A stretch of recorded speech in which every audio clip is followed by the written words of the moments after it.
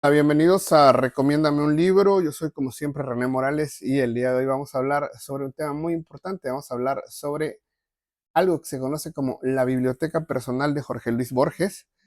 Y bueno, para nadie es una sorpresa, o por lo menos espero que para nadie en este canal sea una sorpresa que Borges es uno de los grandes escritores, uno de los grandes lectores. Y como siempre, pues yo creo que es la gran deuda que tuvo la Academia Sueca para entregar el premio Nobel a uno de los escritores, por lo menos más influyentes del siglo XX. Yo creo que es el autor más leído fuera de América Latina, junto con Gabriel García Márquez. Y tiene, pues como siempre, las bibliotecas jugaban un papel importante dentro de la vida de Borges, dentro de la vida, yo creo que cualquier persona que ve este canal, y sin duda siempre tuvo como un interés, una visión personal de la literatura, y en 1985 había una editorial que se llamaba Hispanoamérica, que básicamente llegó a un acuerdo comercial con Borges y básicamente consistía en que Borges iba a recomendar 100 libros. Esos 100 libros iban a estar prologados por Borges y básicamente son textos muy diversos, muy importantes. Desgraciadamente Borges falleció en el 86 y solamente alcanzó a prologar 64 de los 100 libros que estaban propuestos. Y sí, son muy variados, nos lleva a conocer a ese Borges que consideraba que las bibliotecas pues, eran como símbolos del universo, que yo también creo estoy de acuerdo. Representaban también la felicidad para él, representaban por lo menos un sentido como diverso y fascinante. Y sí, yo creo que esta colección que les traje, que está aquí, básicamente la colección, aquí miren, la colección Jorge Luis Borges, verdaderamente vale muchísimo la pena conocerla. Pero vamos a analizarla poco a poco, les voy a hablar un poco de ella. Pero antes de que comencemos, me gustaría que me regalara un like. Cada like que usted me regala me permite llegar a 4 personas. Esas 4 personas, si me regalan de nuevo un like, pues evidentemente me va a permitir llegar a más gente. Haremos del YouTube un lugar más inteligente, el mundo un lugar más feliz. Y me gustaría también que me comentara, ¿conoce usted la biblioteca Borges? ¿Conoce usted esta colección? ¿Tiene libros? Porque son muy difíciles de conseguir. Me gustaría también que se suscribiera al canal. Ya somos 4,200 personas, que para mí es todo un éxito. Y me gustaría que se uniera a un club de lectura que tenemos todos los sábados al mediodía. Hablamos de literatura. Todo el mes de marzo vamos a hablar de literatura brasileña. Parece que todo el mes de abril vamos a hablar de literatura rusa. Y bueno, ahí está. Miren, como yo les decía, son 64 tomos. Pero desafortunadamente, pues yo solo he conseguido pues, tal vez 6 o 7 de estos libros. No, puede que hasta 8. Pero pues, están agotados prácticamente desde hace 40 años. Pero imagínense tener una colección en donde yo he pensado hasta en comprármela o en ir a Argentina a buscarla, pero pues no sé, ya sería como una exageración. Pero aquí en México se consiguen algún par de tomos. Desgraciadamente no es tan fácil como de encontrarlos y los que se encuentran con facilidad son libros que cuestan arriba de $20, 400 pesos, que ya es una cantidad considerable para un libro que tiene 40 años que está moviéndose. Pero bueno, vamos a hablar sobre esto. Vamos a empezar con el primer libro, que es la poesía completa de William Blake. William Blake es un poeta místico inglés, una poesía muy simple, muy interesante y al mismo tiempo muy compleja. Básicamente es una obra multifacética en donde la imaginación juega un papel importantísimo que nos revela la verdad. Él creía que la imaginación era el único camino para conocer la verdad. Es un gran expositor del simbolismo, de los principios del simbolismo, y sin duda es un crítico a las instituciones y creía que en la naturaleza estaba la figura de Dios. Criticó mucho la explotación de los seres humanos, criticó mucho la guerra. La naturaleza consideraba, como les decía, que era un reflejo de la divinidad, y sí, tiene un simbolismo muy peculiar que a veces, como les digo, es muy complejo y hace relevancias directas hacia temas ligados a lo antiguo.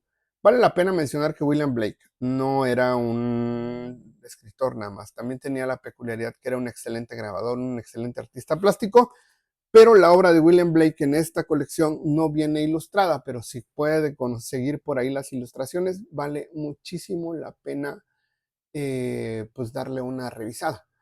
Miren, todos los libros, o por lo menos en el sentido más estricto, William Blake creía que toda la poesía tenía que ser profética y hacía básicamente la representación más clara y cruda de cómo la sociedad era un peligro en sí. O sea, hay varios libros en donde se puede alcanzar a ver y yo creo que en esta colección hay tres que yo podría recomendarles.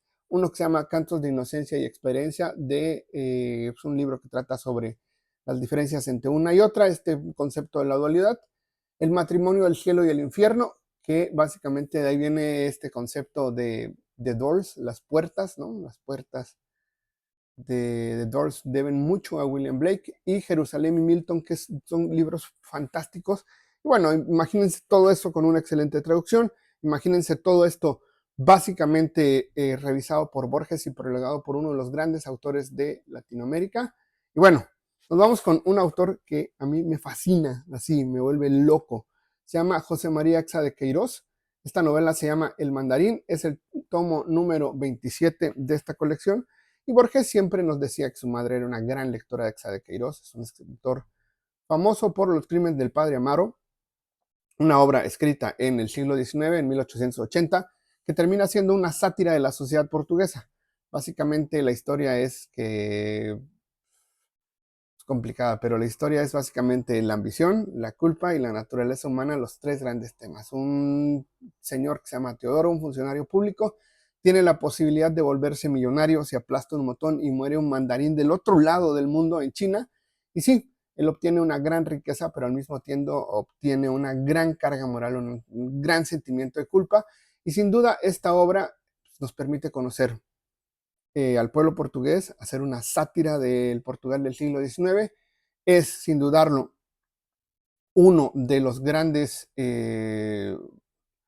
una de las grandes obras que nos permite hacer una revisión del colonialismo. Recordemos que Portugal tuvo presencia en China y en Japón dentro de este discurso del expansionismo occidental. Y sí, nos habla de las decisiones morales, es una obra clásica, importantísima del realismo. Nos habla también de la vida cotidiana y es posiblemente una de las obras más conocidas. Para mí sigue siendo muy relevante, sigue siendo muy importante y creo que vale la pena revisarla y conocerla. Y si viene, como ya les dije, revisada por Borges, pues qué mejor. Nos vamos ahora con esta obra que a mí me fascina, no sé por qué, pero me gusta muchísimo, que se llama Cuentos de Voltaire. Bueno, Voltaire, como ustedes saben, es un filósofo francés. Hizo una serie de cuentos que básicamente hacen una revisión sobre la sociedad, sobre los políticos, y básicamente es una sátira y una ironía que tiene un sentido casi pedagógico para enseñarle a la gente. Es un texto que nos permite reflexionar sobre la intolerancia, el fanatismo social, sobre las supersticiones, sobre las injusticias que se desarrollan en distintos medios sociales, y es un padre fundamental de la Revolución Francesa. Borges se fascinaba en él, se regocijaba muchísimo, y sí, tiene ciertos tonos de repente ligados hacia personajes ridículos, hacia burlarse de la falta de institución. Y sí, la religión, por ejemplo, es uno de los grandes, grandes espacios en donde Voltaire se regocija criticándolos. Básicamente es el padre del racionalismo, padre también de la Revolución Francesa, y pues sí, nos habla también de lo difícil que es a veces tomar una decisión como ser humano. Bueno, miren, hay tres textos que vienen aquí que yo creo que se consiguen con mucha facilidad, que es Cándido o el optimismo, Sadig o el destino, y otro que se llama Micromegas, que es una joya preciosa sobre gigantes y tiene un tono siempre de fantasía, de realidad, que verdaderamente es fantástico. Pero bueno, ya está, ya hablamos de estas tres bellezas de la colección Borges. A ver, póngala por ahí para hacer la miniatura.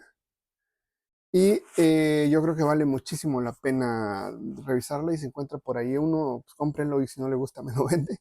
Bueno, pero ya está. Regáleme un like, cada like que usted me regala me permite llegar a 4 personas. Esas 4 personas se toman 2 segundos para aplastar la manita hacia arriba, llegamos a más personas.